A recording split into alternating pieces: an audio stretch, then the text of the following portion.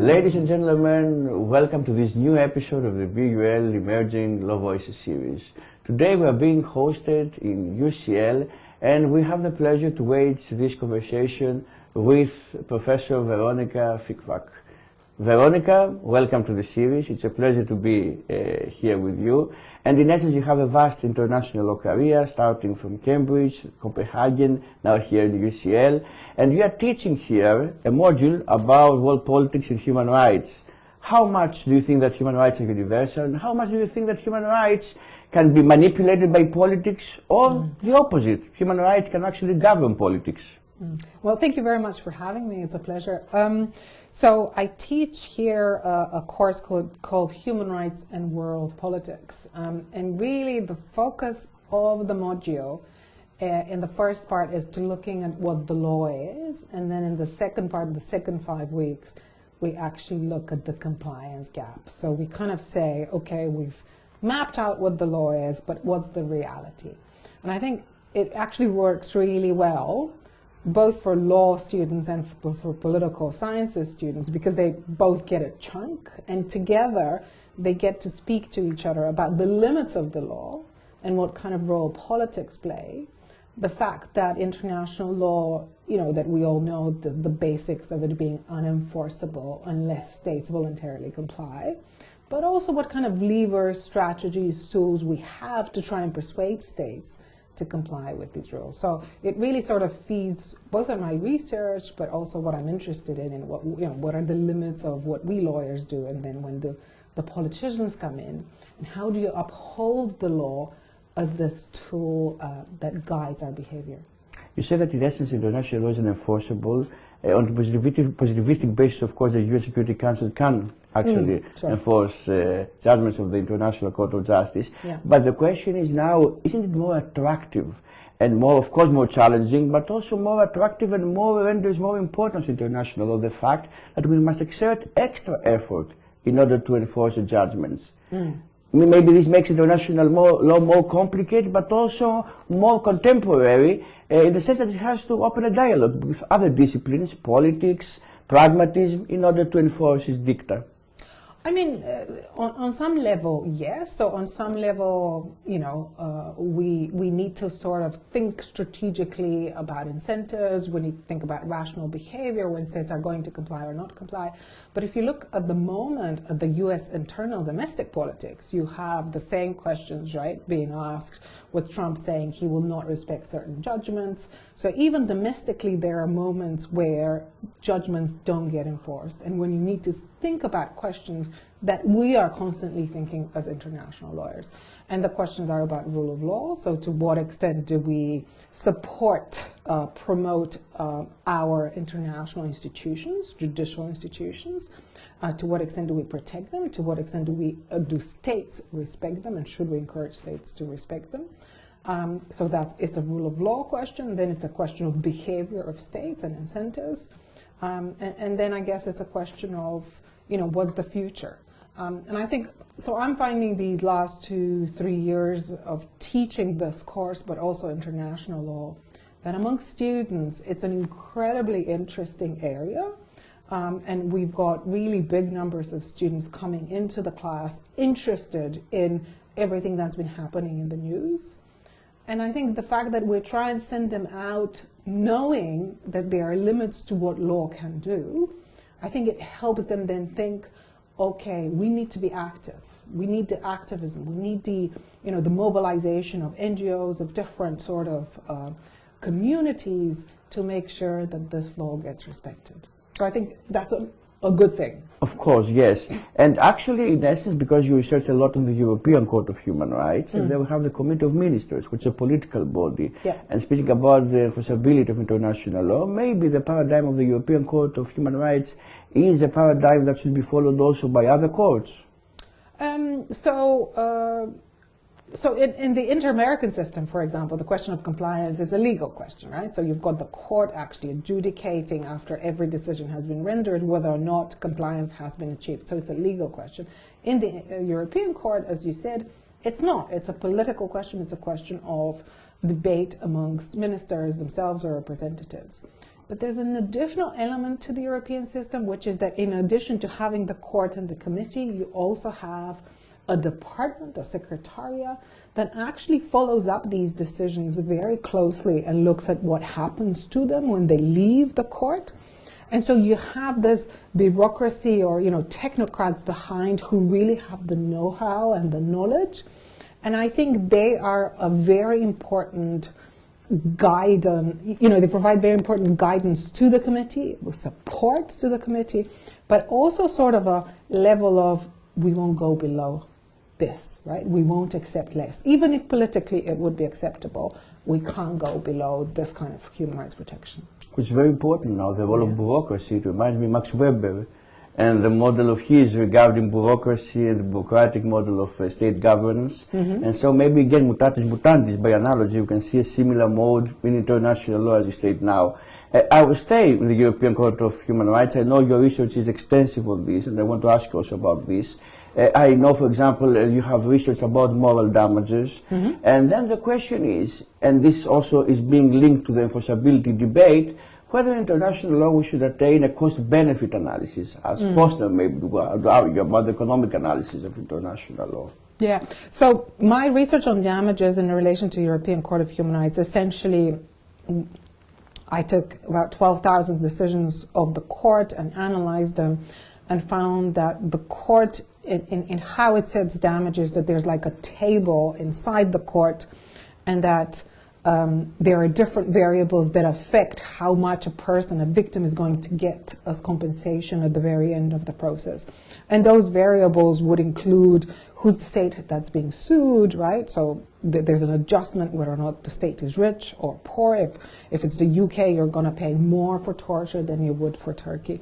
But then the other element we also found was that countries that are systemic violators, frequent violators, that because of the amount of violations, they actually pay less per violation than other countries would. And that was an interesting and in some sense surprising finding for me. And I remember checking the regression analysis multiple times because I was like sure that I had gotten something wrong.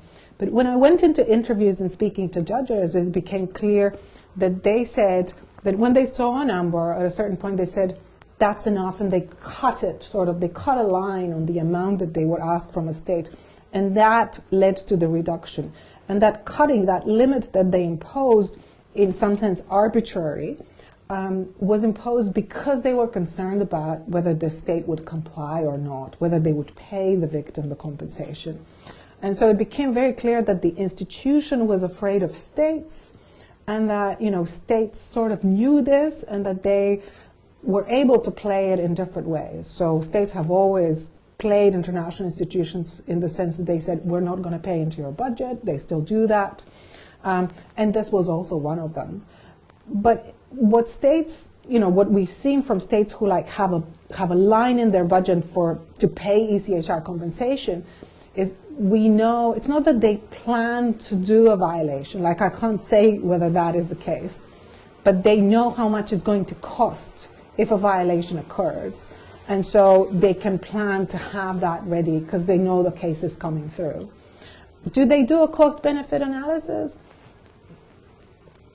That's a hard one to answer because I don't have the evidence. But they do know if they do commit that violation, what they're going to pay at the end. And because the compensation amounts are so low, so like a human life is 60,000 euros, right? That's not a lot. Then they can think about, we can afford this. Veronika, you raised the fact that sometimes, as you say, international courts appear to be more pragmatic. Is it something we should celebrate or kind of condemn? Meaning, how much should we think as scholars also that is an ideal situation, or we should be more doctrinal and purists when it comes to the compliance of international law?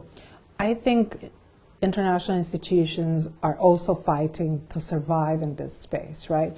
One of them is competition between different courts and who's going to get the case. But even if you remove that, it's how do you survive to see your judgments complied with?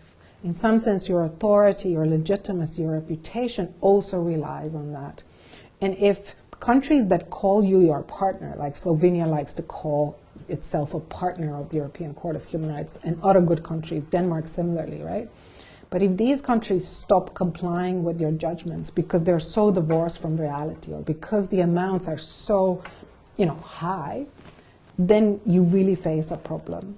And I think these are discussions that, judges would be having, or at least they would be aware. Obviously not every judge, they might not be concerned with the issue, but as you go up and as you think about the court as an institution and not just one judgment, but as a mass of judgments you're delivering, you're going to be thinking about how far do I push this? And we can see this with Klima Signorinen cases, right?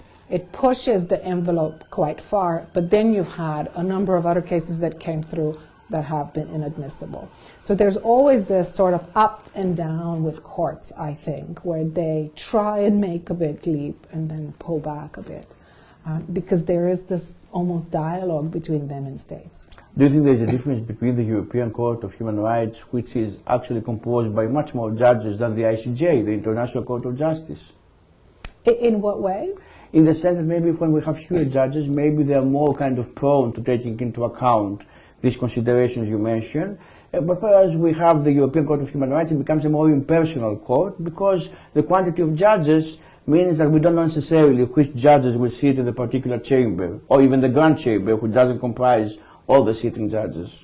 I mean, for the European Court of Human Rights, I would say yes, you can definitely feel that there are different sections. It's a big machinery. They're dealing with, thousands, tens of thousands of cases a year. So you feel the machinery and the secretariat behind it, right? I think for the ICJ, it's a smaller court. It is much more sensitive to what its role is. It also thinks of itself as a world court. It knows it has like 5-10 cases a year. So, I'll be honest, like at the moment it's very busy as a court, right? But compared to the European Court of Human Rights, it's a totally different thing. And so they will be thinking about things in a different way. And I think there's a lot of academics on that court. They're also going to be concerned about the law and what precedent it sets. I think much more than with ECHR, just because of the numbers that they're dealing with. You spoke before something, you pointed out to something very interesting, I think, about the compensation, the height of the compensation. You said that it's only 60,000 for the right to life. And of course we know there is a nexus, there is a difference in the conception about compensation in domestic courts between Europe and the US. Mm-hmm. Meaning in the US we have very high compensations being awarded by courts. Do you think in this aspect that the European Court of Human Rights or maybe other courts have taken the common law paradigm, not the opposite, have taken the continental law paradigm, neglecting the common law paradigm of awarding high compensations? Yeah, so actually we're seeing it in the UK, right? So in the UK, you've got the common law, so the sort of private tort questions where if you've got an injury, you can make a claim through the tort law. But then if you do the same sort of injury and you frame it as a human rights violation, the amounts you're going to get are going to be very different precisely because of the involvement of the ECHR, where the amounts are much lower. And so that's a really tricky bit in the UK because of this common law influence. When I spoke to judges about compensation in Strasbourg, one of the things, and this is really coming from civil law judges, they were very hesitant, A, about lawyers making money out of human rights claims, and B, that in their own system, these amounts were much lower, that they were symbolic, and that if you're making a human rights claim, money should really be a subsidiary, almost like a secondary concern. I think that's, in principle, an interesting thing for a judge or a human rights scholar to say. For a victim, I think the money is important. And of course, you speak now about considerations that international judges have, and you have written also extensively about cognitive bias. Mm-hmm. And decision makers, and we know the results are also by Tom Brody, published in the European Journal of International Law, together with Levy from Melbourne University. And in essence, they show also how officers can also have the same cognitive bias. The question is, when it comes to judges, from what you research, how much do you think that this cognitive bias is a parameter? How it interrelates with other considerations, as you now mentioned, that judges may have? So one of the articles, for example, that I wrote, and it wasn't so much on judges, it was more on the net registry, and it looked at how victims in the European Court of Human Rights system are asked to settle their claims. So they bring their claims, and in the first 16 weeks of a claim, they're offered a settlement. And essentially what they receive is a bit like this, a letter with the letterhead of the court, right, a stamp there, and it says, your case is ready for settlement. This is the amount of money we're offering you. And when we asked lawyers and victims how they felt about receiving this letter, they said two things. One was that the letterhead that is coming from the court, it gave them the feeling that their case was not worthy of being heard, right? So that there's this, they were minimizing their claim just by receiving that letter. And then the second one was that the amount of money that was on this piece of paper, which could have been random, right, or whatever state wanted to offer, really anchored what they were to expect, even though, according to our calculations, they would have received probably 2/3 more if they had continued their claim. But in some sense, this letter created an anchoring bias on their side, right? And also it meant, because the letter didn't come from the respondent state, but from the court, it meant that they took the offer seriously. So whilst they would have rejected the offer when it came from the state, because they would have said, that they're minimizing my claim, because it came from the court, they took it as valid, as trusting, as trustable. And so we really looked at these biases and how they get almost inadvertently become part of this kind of process, of a judicial process. And judges didn't know about this because this is done by registry. And then the question is, how do you fix this, right? So for example, in this case, the registry wasn't aware it was creating all of these biases, that it was essentially giving credibility to an offer coming from the state that otherwise would have been rejected. And so what studies have shown is that when you're working with experts, with people who understand how biases operate, that actually if you've put in a process that checks for these things, or that gives you specific questions to ask so that you're going to avoid these biases, that you can get to a decision where these biases don't play a role. And so often negotiators won't have these kind of biases if they've got the experience. We also expect that judges, it's very hard to do experiments on judges. Yes. They very rarely agree to it. But one would expect, because it's such a structured process, that they wouldn't be, that the biases might be minimized. But the other way to address biases is by having a very diverse composition of the bench, of the group of people who are deciding. Our problem here with the settlement was that essentially it didn't include judges. It just included one person who sent out a piece of paper, and this was a template. And so there is where the biases really jump out, where you have nobody checking what somebody's doing. Could you speak now about diverse composition of the bench? Mm-hmm. My mind goes something you have also written about, the women, the participation of women in international courts. Also Nienke Grossman from the US has written also about this. So the first maybe component of society, the first group that could be included, maybe it's women. Do you think also minorities or other groups should be included in this quest of diversifying the bench?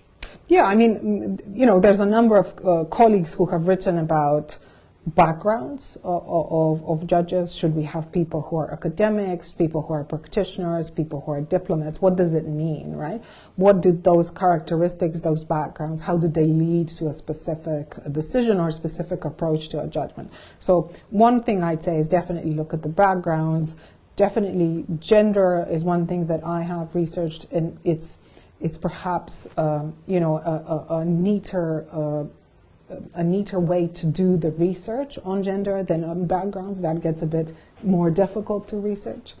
But definitely you want to have people who are experts in human rights and who bring different perspectives.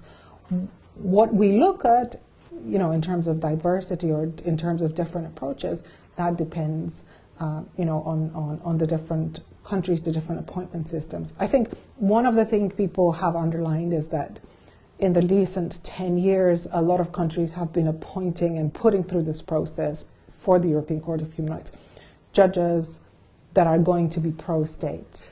And that's one of the obviously big concerns as we look at rule of law problems around Europe. Indeed, and sometimes maybe the ECHR try to tackle this with having the ad hoc, the appointment of the ad hoc judge, which by definition you know that it's somebody that comes from the state and will protect maybe his own state, although he must act independently, as we know.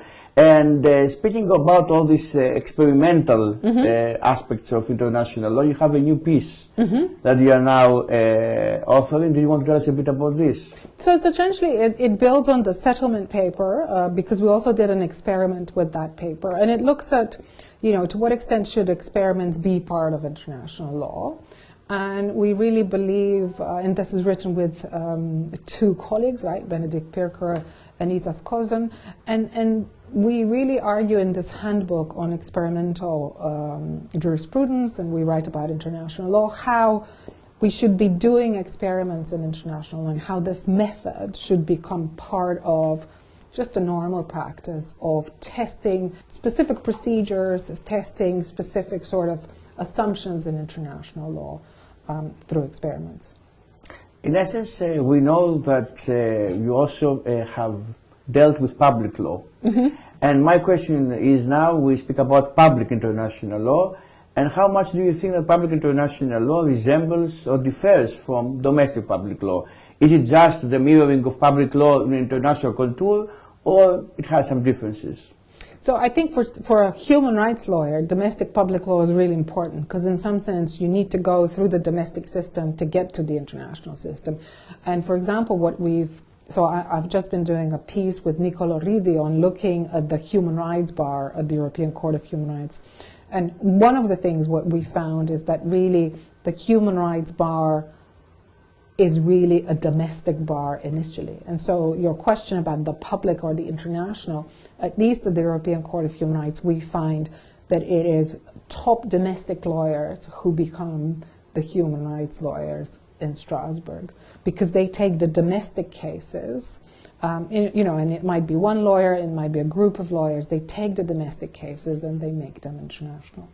Veronika, one last question, because you are involved very much also with the European side of international law, but also with the American side of international law. Any brief comment about differences, resemblances between the two societies and the dialogue between the two main branches of international law across the continents? So, I mean, I've had different roles in each one of them. I've enjoyed both the European Society of and American Society of International Law. Obviously, the American Society is a much bigger society. European Society is still quite small. But that said, we've collaborated really well. Both on American Society had a conference in Geneva. We are putting different events together, including, for example, the social sciences branch of the American Society together with ESO. So I sort of feel like there's more and more dialogue between the two societies, more and more sort of efforts to do things together. And I think that just makes us stronger, both in terms of scholarship and in terms of community. Veronika, thank you very much. Ladies and gentlemen, it was Veronika Fikfak here in UCL. We look forward to seeing you in the next episode of the BUL Emerging Law Voices series.